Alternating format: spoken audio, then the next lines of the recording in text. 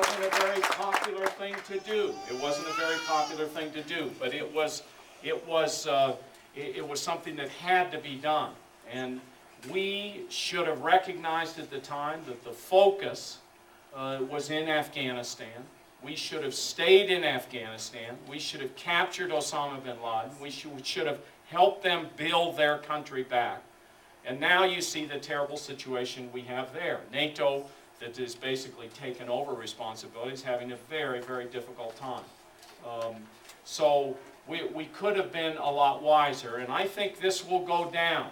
This decision to go into Iraq is going to go down as one of our major foreign policy blunders in the history of the country. I really believe that. When the history is written, that's what the historians are going to say. And that was standing up and doing what's right. On energy policy, you know, this is middle-class families right now. Middle-class families are feeling enormous pressures in America. Enormous pressures. You know, these town halls I do, what I've been hearing across New Mexico, people saying things like, you know, it's hard to make ends meet. It's hard to get back and forth to work with the gas prices where they are. I mean, spending $100 filling up your automobile with gasoline just doesn't work. Health care premiums soaring up and up and up, and people losing their health care. The middle-class families feeling that college education is slipping beyond their reach. These are the kinds of concerns that people are feeling, and they're real and they're tangible and they're out there. And then you look at the policies in Washington that we've been pursuing the last 8 years, and you see how we got there.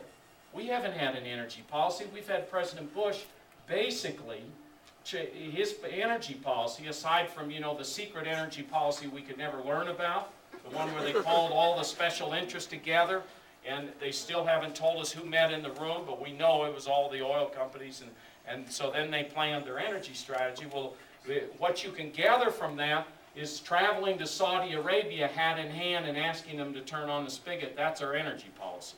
Yeah. So we need a different kind of energy policy in America, and here's where I would start. Number one, we grow a strong domestic industry, no doubt about it. New Mexico's a leader on that.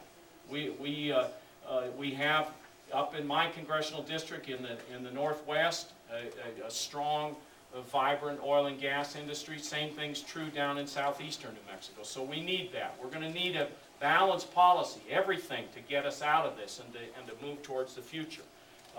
Nuclear power is going to be part of the mix. I mean, we get 20% today. New Mexico actually gets 30% of its power because PNM buys from the Palo Verde plant over in Phoenix. So that's going to be part of the mix. And we have to dedicate ourselves to conservation and efficiency. You know, one of the things I'm proudest of, a lot of the time in Washington, all we do is fight. You know, there's bickering back and forth, Republicans and Democrats. We finally agreed in Washington to move for the first time in 30 years, move the fuel efficiency rates up from for the fleet, 24 miles per gallon up to 35. So we got that done. We could do a lot better. We need to push the envelope. There are cars right out there in this parking lot that are getting 50 miles per gallon. We ought to be pushing the envelope on fuel efficiency and our appliances and conservation. To give you an example, there are states in the United States that use half the energy per capita as other states. You know, we could all do that. We could all save and conserve and do more with less, that kind of thing.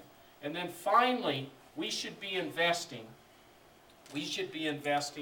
in alternative forms of energy. And here New Mexico is just positioned to be such a great leader. Solar, wind, biomass, geothermal, all of that is right here.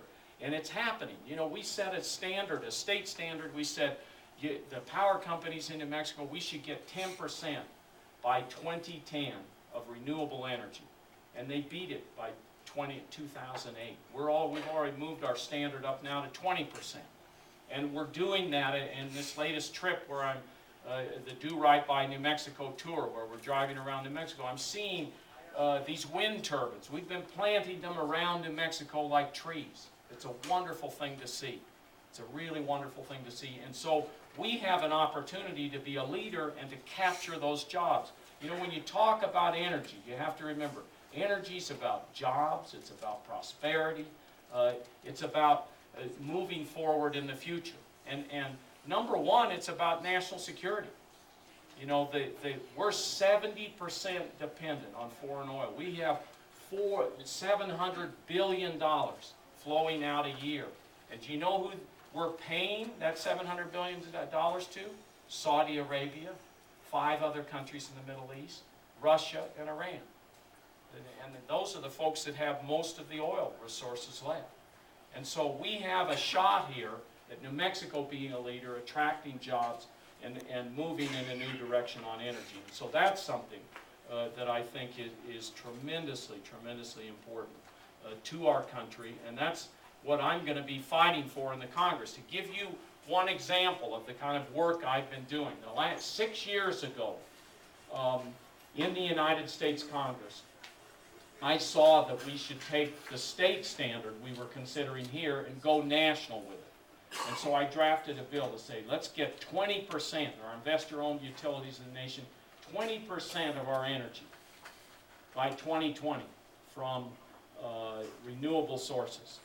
And I worked with a coalition. We had a great Republican co-sponsor from Pennsylvania, of all states, a young man named Todd Platts, a Republican.